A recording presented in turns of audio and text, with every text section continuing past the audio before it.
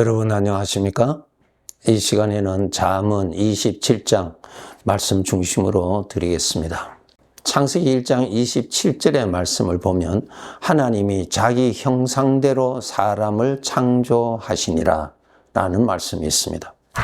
하나님께서 사람을 창조하신 목적이 있죠. 하나님의 형상, 하나님의 모습이 나타나기 위함에 있습니다. 그러면 하나님의 모습이 어떠한 모습일까? 하나님의 인격이 어떠한 모습인가? 바로 예수 그리스도십니다. 예수 그리스도가 바로 하나님의 형상이십니다. 바로 그분이 하나님이 사람으로 오셔서 하나님의 형상을 우리들이 볼 수 있도록, 만질 수 있도록 그렇게 해 주셨습니다. 그래서 우리를 구원하신 목적, 바로 예수님의 모습이 나타나기 위함에 있습니다. 여러분, 우리 성도의 목표는 우리 아버지의 닮은 모습이 나타나는 데 있습니다. 아버지의 닮은 모습이 예수님의 모습이죠. 예수님의 닮은 모습 나타나는 데 있습니다. 마가복음 11장에 보면은 길가에 무성한 무화과 나무가 있었지만은 잎은 무성하였지만은 주님이 원하셨던 열매가 없었다고 하는 기록 잘 아시죠? 물론 길가에 있는 무화과 나무는 지나가는 행인들에게 유익을 주는 나무기는 분명합니다. 왜? 잎이 무성하니까, 그늘이 있으니까 도움이 되지요? 그러나 그 무화과 나무의 주인은 무성한 잎을 원하는 것이 아니고 열매를 원하는 것입니다. 그와 같이 우리 구원받은 자들 꼭 아셔야 돼요. 나를 구원하신 주인의 목적은 본래 사람을 창조하실 때의 그 목적, 하나님의 형상이 나타나기 위함에 있는 것입니다. 주님의 모습, 주님의 닮은 모습이 나오는 것입니다. 주님의 성품이 나타나는 것입니다. 주님의 마음이 나타나는 것입니다. 주님의 생각이 나타나는 것입니다. 소금에 맛이 없으면 버린다고 그랬죠. 소금에 맛이 있어야 되잖아요. 촛대에 불이 없으면 촛대는 아무 가치가 없어요. 하나님 앞에서 사람의 가치는 그 사람에게서 하나님의 모습이 나타날 때 주인 앞에서 가치가 있어요. 그런데 우리가 이것은 모르고 내중심적으로 신앙생활 하는 어린아이 수준이 너무 많아요. 내가 원하는 대로, 내가 기뻐하는 대로 하나님이 채워주시면 내가 풍성히 섬기겠다고 합니다.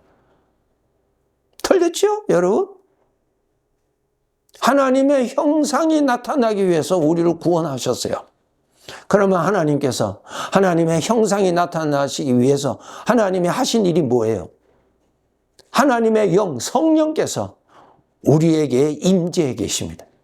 나에게 주님의 영이 계셔야 나에게서 주님의 것이 나타나지요. 그런데 주님의 영이 없는데 인간이 어떻게 하나님의 형상을 나타낼 수 있나요? 하나님의 그분의 것이 나타나야 되거든요.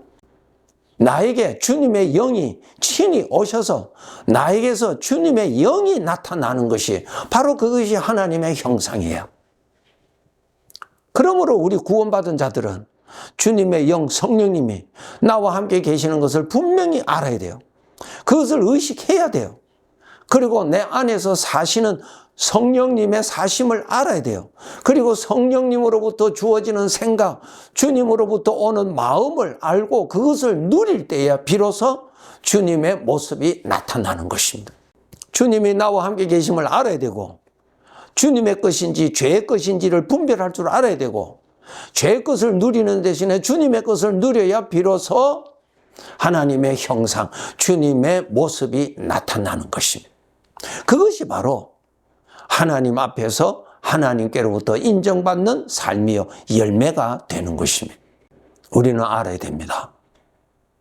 하나님의 형상이 나타나기 위해서는 하나님의 영이 나와 함께 계셔야 되고, 나에게서 하나님의 영이 역사를 하셔서 하나님의 영이 역사하시는 것을 순종을 함으로, 하나님의 영으로부터 오는 마음을 누림으로, 하나님의 것을 믿음으로, 하나님의 것을 말로 표현함으로 인해서 하나님의 것이 나타나는 것이죠. 하나님이 나타나지 않는다면 아무런 가치가 없습니다.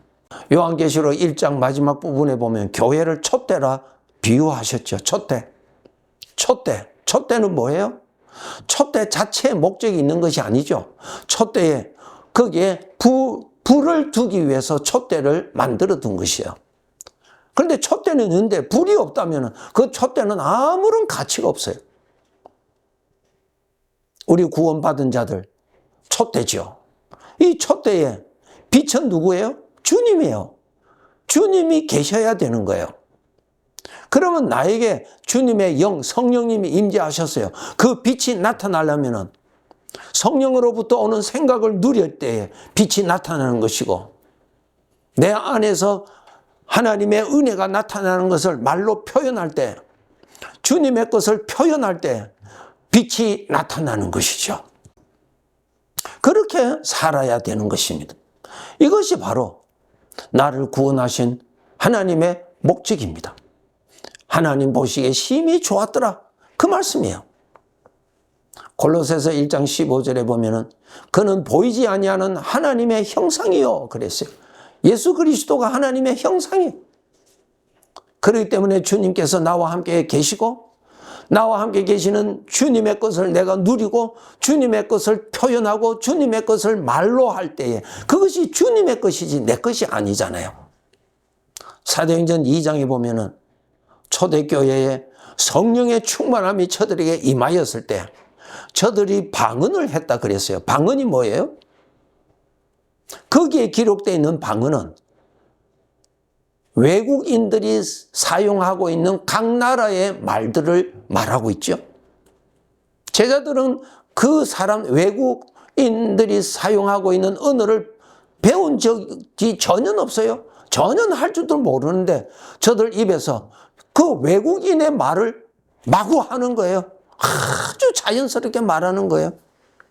거기에서 우리가 알아야 될 것은, 그것은 자기가 하는 것이 아니고 저들에게 오신 주님의 영이 말씀하시는 것이 저들의 입을 통해서 나타나는 것이죠. 그건 자기 것이 아니에요. 그래서 우리 구원받은 자들, 내 것이 아니라 주님의 것이 나타나는 것이 바로 빛이요 열매요 하나님의 형상입니다. 바리새인들처럼 자기의 경건, 자기의 의의를 나타내는 그것은 하나님의 형상이 아니에요. 하나님의 것이 아니에요. 하나님의 것이 나타나야 하나님의 형상이죠. 여러분, 우리 안에 주님이 주시는 마음을 내가 누릴 때, 주님이 주시는 생각을 말로 표현할 때, 그건 주님의 것이지 내 것이 아니잖아요. 그것이 바로 하나님의 형상이에요. 하나님의 형상이에요, 여러분. 우리가 구원받았지만 내 안에는 죄에서 나오는 소리가 나오죠. 죄에서 나오는 소리를 말을 할 때 그건 하나님의 형상이 아니죠. 네?